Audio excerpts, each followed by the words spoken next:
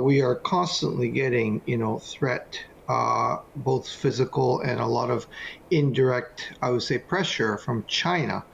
And for that reason, I think people would like to have a stronger umbrella, and that is basically a U.S. forces. So, with that kind of, I would say, military pressure that's being opposed against Japan, I think having a very good security relationship with the United States is utmost importance for the Japanese as a whole. Great, and I think moving on from there, we mentioned, as you mentioned as well, living costs. The rise of living costs and the overall economic pressures has been a point of concern for many disgruntled voters. How can Sanai Takaichi tackle or get around that to appease voters, and how does her fiscal policy deal with that?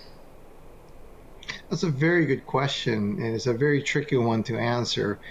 It's $1 million question, in my opinion, because basically what she's going for is expansion of fiscal policy, which may induce, a lot of people to think that the discipline over the financial policy isn't going to be there, meaning the yen will weaken. And as you know, Japan has to import virtually all our stuffs, particularly oil, 99%. Our food self-sufficient rate is only 38%.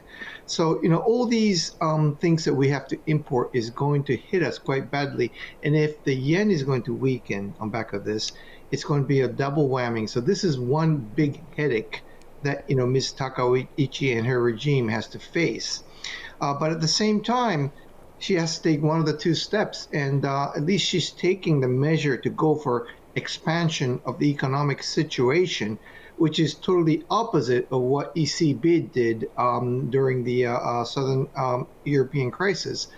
And we all know, both theoretically and from the actual point of view, that to expand growth is more important than trying to sustain at the level of debt. So, from that point of view, I think she's going for the right move. And as you basically interviewed the person in the Japanese public there, I think what's really important for the Japanese is to basically halt a little and have a little more patience to see the outcoming effect of her policies.